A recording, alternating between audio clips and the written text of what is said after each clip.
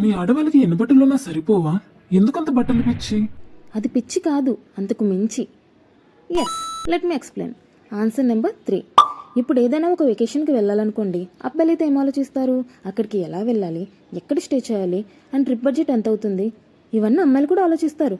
కానీ ఆ అమ్మాయిలకి వచ్చే ఫస్ట్ థాట్ ఏ డ్రెస్ వేసుకోవాలి. ఎస్, అమ్మాయిలకి బట్టలకి ఉన్న అనుబంధం ఈజ్ వెరీ స్ట్రాంగ్. ఈవెన్ చిన్నప్పటి నుంచి అలానే చెప్పారు కదా, అమ్మాయిలకి చాలా వెరైటీస్, అబ్బాయిలకి ఏముంటాయిలే అని. సో మీరే చెప్పండి. ఆ బంధమే పెరిగి పెరిగి ఫెవికాల్ అంత స్ట్రాంగ్గా మారిపోయింది. అలా అని బట్టలు కొనేటప్పుడు not only looking for quality, not only for designs, not only for discounts, not only for colours. Some times తక్కువ క్వాలిటీ ఉన్నా కూడా నచ్చితే తీసేసుకుంటాం. ఒక్కోసారి ఒక స్మాల్ బటన్ నచ్చకపోయినా 10 షాప్స్ తిరుగుతాం. ఒక్కోసారి బడ్జెట్ లేదు కదా, తక్కువలో సరిపెట్టేసుకుంటాం.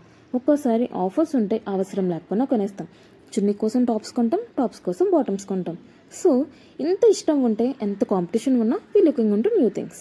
For women, dressing is not only covering their body with fabric, it's her style statement, it's her personality, it's her confidence, it's her mood swings, it's her comfort.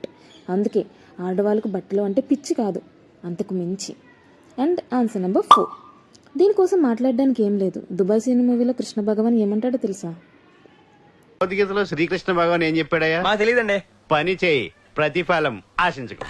These are the answer for those 4 questions. In next video, we will update you the first drop of our collection. So until next video, bye for now.